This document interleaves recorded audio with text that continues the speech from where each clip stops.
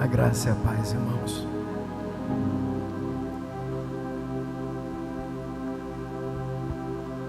É bom novamente subir aqui e ver a casa do Senhor cheia.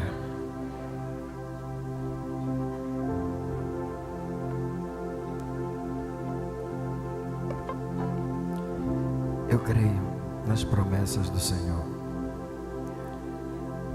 Eu creio que a sua vida vai ser abençoada. E hoje eu quero trazer uma palavra para você. A semana de Deus. Como é que foi a sua? Pois a de Deus, há muitos anos atrás, foi extremamente difícil.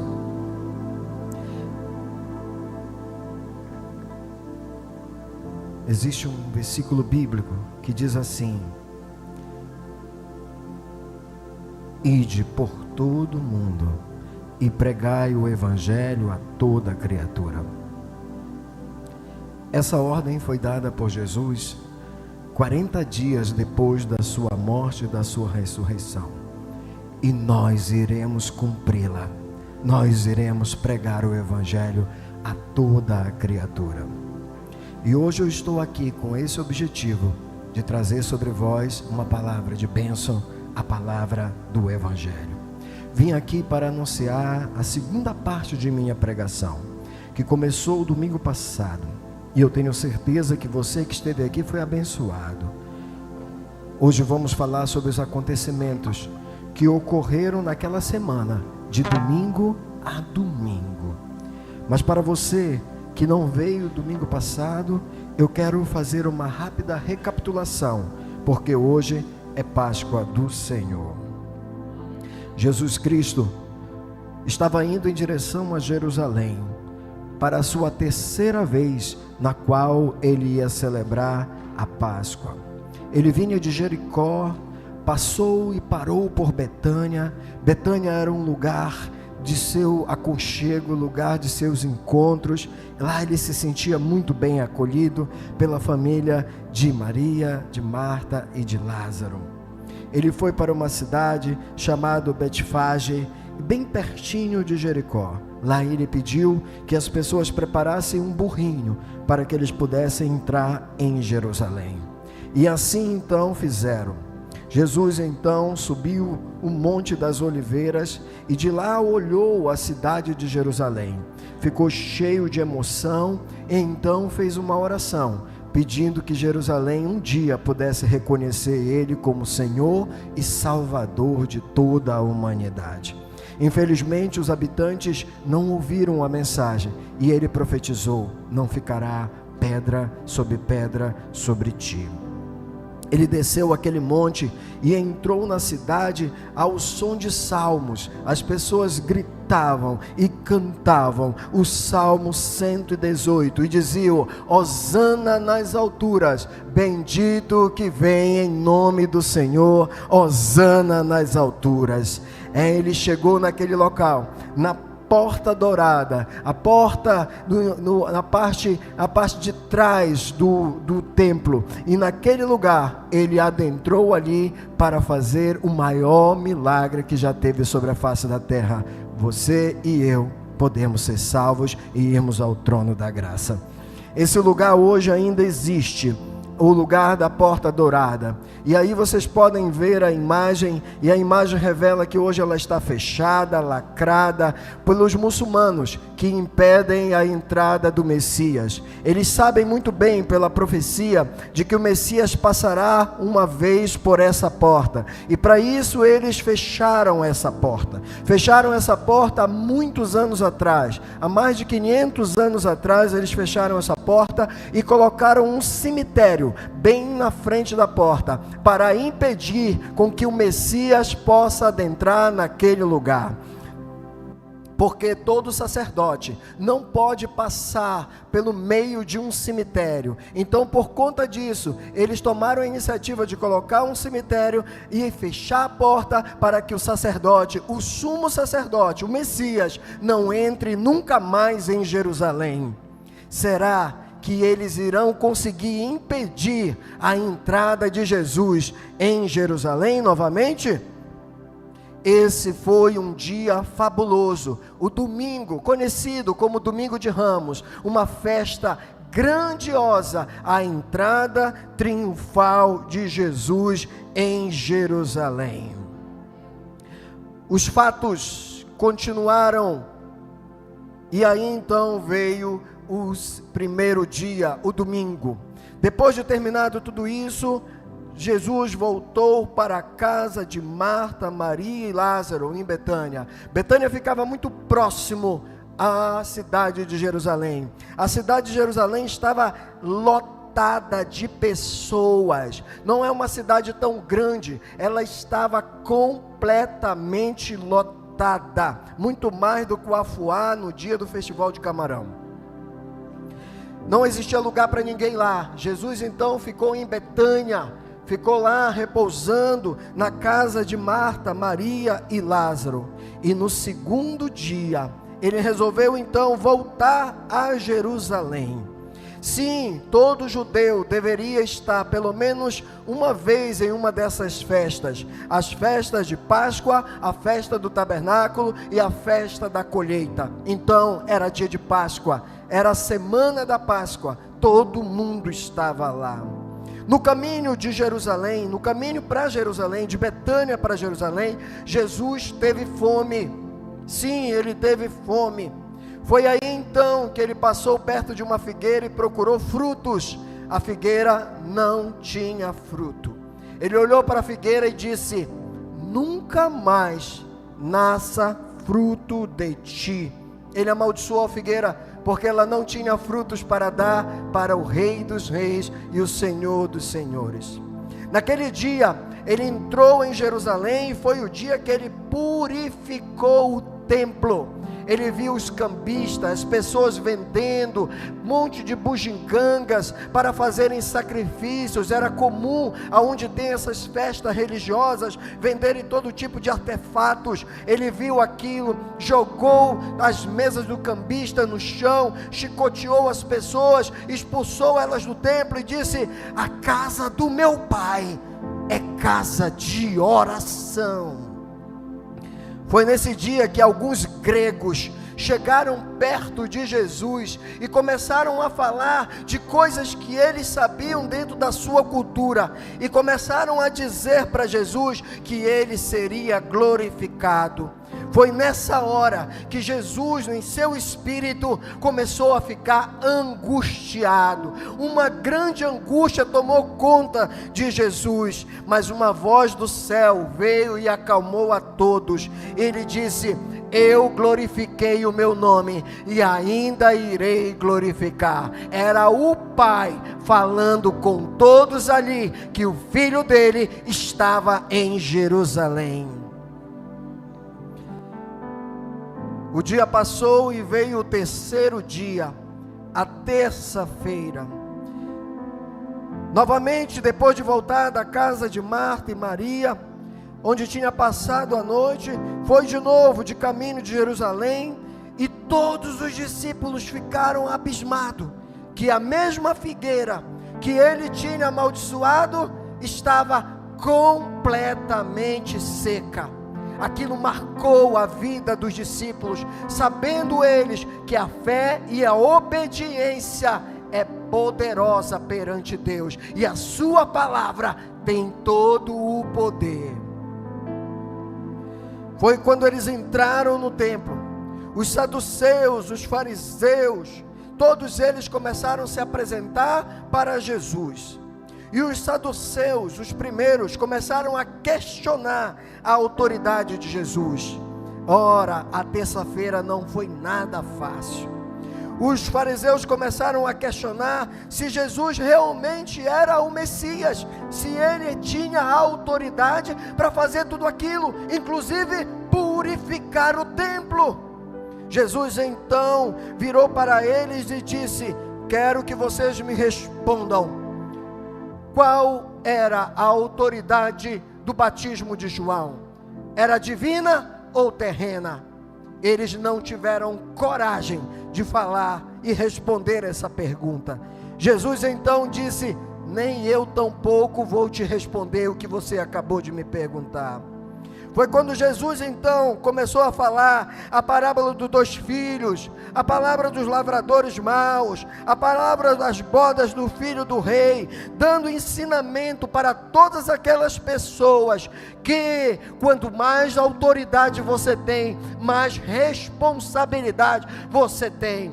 E aquelas pessoas que foram convidadas e não eram dignas, deram lugar para aqueles que não tinham sido convidados, e aqueles que eram a escória da sociedade, esses aí passariam a ter os primeiros lugares no reino de Deus.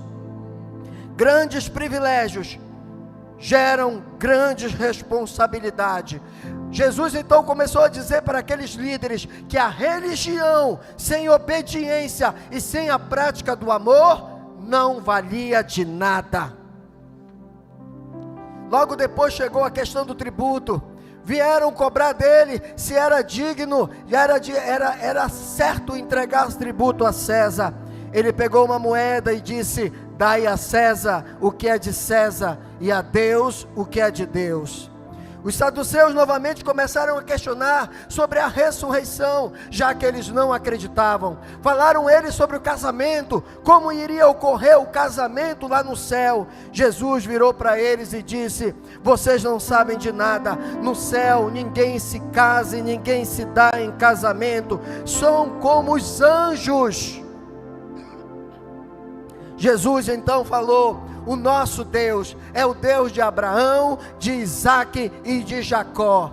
Se Deus é Deus de Abraão, de Isaac e de Jacó, então Ele é Deus de vivo, porque Deus não é Deus de morto. Os saduceus saíram envergonhados, mas vieram outro grupo, os fariseus, e começaram a questionar Jesus sobre qual é o maior mandamento. Jesus resumiu toda a lei e os profetas no único mandamento: amarás o Senhor teu Deus acima de todas as coisas, e amarás o teu próximo como a ti mesmo.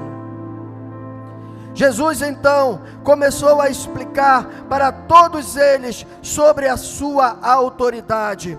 Sim, Jesus tinha uma ação messiânica. Eles questionavam se Jesus realmente era o Messias, e Jesus começou a se revelar a ele como Deus. E eles diziam: o Messias é filho de Davi. E Jesus virou para eles, usando o Salmo 110, ele diz que Davi viu a glória de Jesus e falou: meu Senhor. Então Jesus virou para aquele povo e disse: se eu sou filho de Davi, por que Davi me chama de Senhor? Jesus deu um nó na cabeça daquele povo e disse: eu sou o Senhor de Abraão, de Moisés, de Isaac e de Jacó. Vocês celebram a Moisés, pois aqui está o que é maior do que Moisés. Vocês celebram Abraão, aqui está quem é maior do que Abraão. Vocês celebram Davi me chamou de Deus e de Senhor. Os fariseus ficaram indignados. Jesus então começou a se direcionar a todos eles de uma vez.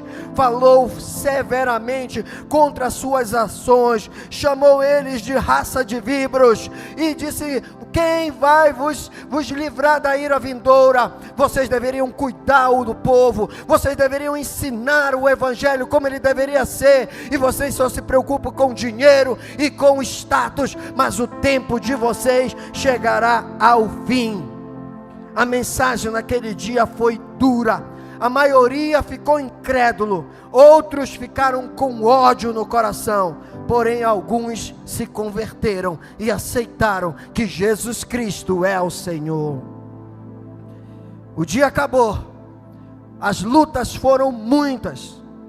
Jesus sobe ao Monte das Oliveiras, indo de volta para Betânia, eles param lá.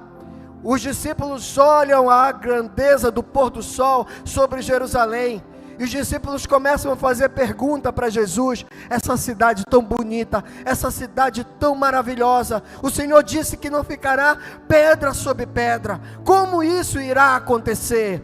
Então Jesus começa a falar grandes ensinamentos sobre o fim do mundo e sobre a volta gloriosa dele nos últimos tempos. Jesus dá uma aula de escatologia, que você pode ler nos últimos capítulos do livro de Mateus. Jesus fala sobre a figueira, Jesus usa o servo bom e o servo ruim, Jesus fala sobre as parábolas das 10 virgens, a parábola dos talentos, tudo para ensinar os discípulos: tenham prudência, confiem nas palavras, nunca deixem de acreditar no Evangelho. Assim acabou o terceiro dia. No quarto dia, Jesus então vai de novo para Betânia. Porém agora ele já não está mais na casa de Marta, de Maria e de Lázaro. Ele vai para a casa de Simão, o leproso, no qual ele mesmo tinha recebido a cura de Jesus Cristo, nosso Senhor. Maria levou em suas coisas um vaso de alabastro, e foi nesse dia que ela quebrou o vaso e derramou sobre a cabeça de Jesus e enxugou os seus pés com os seus cabelos. Os discípulos começaram a reclamar e dizer: era melhor que vendesse esse perfume por um bom dinheiro e entregasse aos pobres. Jesus então vira para eles e diz: os pobres vocês têm sempre consigo, mas esta mulher ungiu meu corpo para o sacrifício. Foi nesse dia que Judas então se rebela contra o Senhor. Jesus começou a dizer que o fim dele estava próximo, e Judas então queria algo muito mais além do que aquele fim.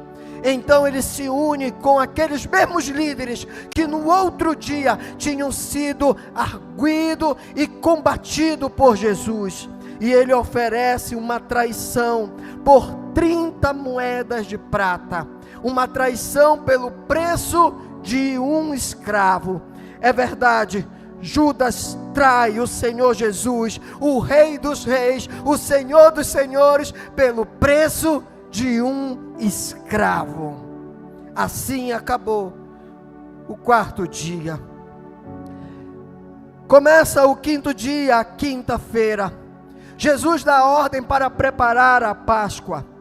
Um grande lugar foi preparado, um cenáculo. A Santa Ceia iria ser feita lá. Foi um dia de preparações e orações, até que chega então o começo dessa história.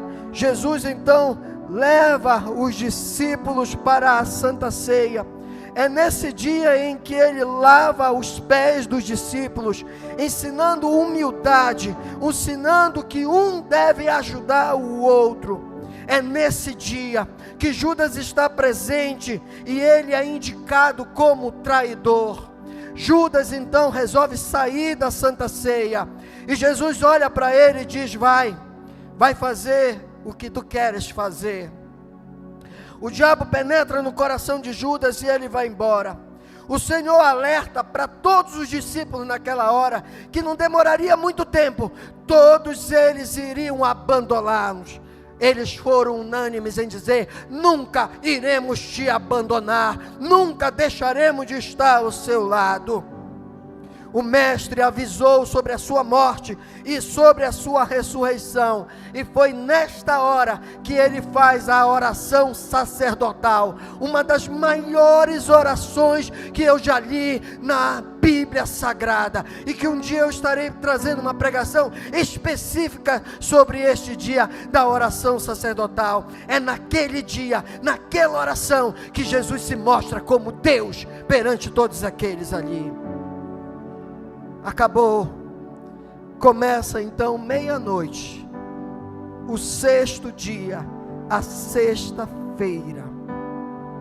À meia-noite Jesus então sai da ceia e vai em direção a um lugar bem próximo ao Monte das Oliveiras, um lugar que ele já tinha ido várias vezes, um lugar chamado Getsemane, ou seja, o lugar da prensa da oliveira, a prensa para fazer o azeite.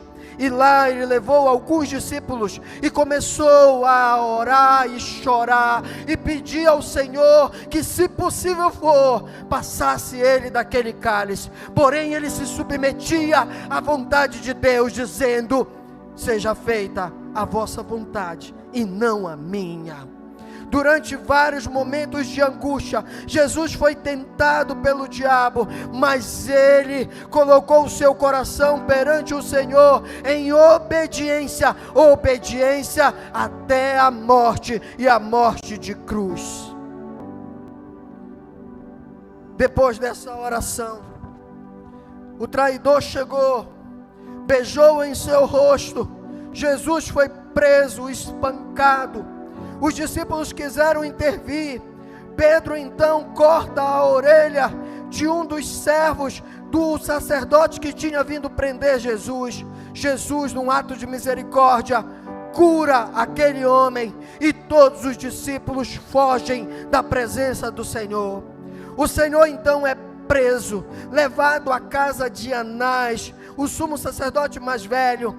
Anás manda Jesus então para a casa de Caifás, o sumo sacerdote atual daquele momento.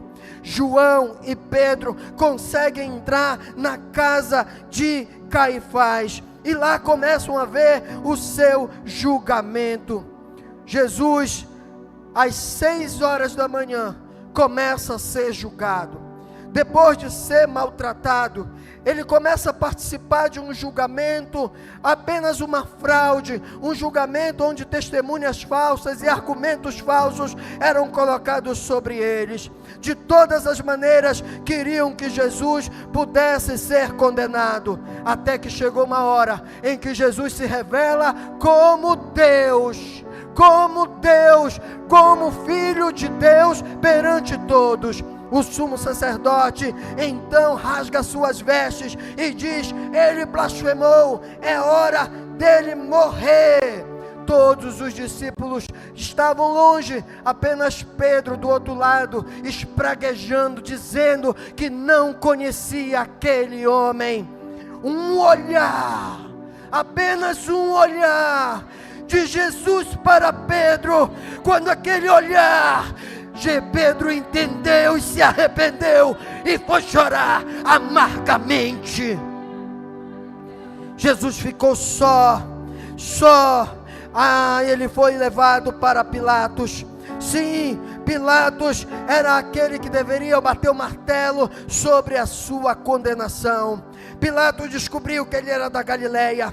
Mandou então para Herodes, que era justamente o rei da Galileia, que estava em Jerusalém. Herodes apenas queria saber se Jesus fazia milagres ou qualquer tipo de coisas miraculosas. Jesus não deu uma palavra para ele. E Herodes mandou de volta para Pilatos. Pilatos então, ele sabia que Jesus era inocente, traçou um plano para libertar Jesus. Era comum naquela época libertar um condenado. Então Pilatos mandou dar uma surra em Jesus, mas uma surra daquelas, com a intenção de que o povo pudesse se satisfazer, e pegou um dos piores criminosos que tinha na cela e colocou junto com Jesus, porque na cabeça dele o povo nunca iria escolher um dos piores criminosos que tinham naquele lugar, e apresentou para a multidão: vocês querem que liberte qual desses homens? E a população gritava: liberta Barrabás. Pilatos ficou incrédulo com aquela resposta do povo. Então perguntou: e o que eu faço com Jesus? E eles gritavam: crucificai-o, crucificai-o. Então Pilatos mandou crucificar Jesus. Às 9 horas, Jesus foi levado ao Calvário, carregando a sua cruz, por um tempo ajudado por Simão, até chegar lá no Calvário, aonde ele foi crucificado. ao lado de 2 criminosos. Um deles iria conhecer o céu pouco tempo depois, porque Jesus, mesmo no meio de sua morte, cura, perdoa, salva e liberta.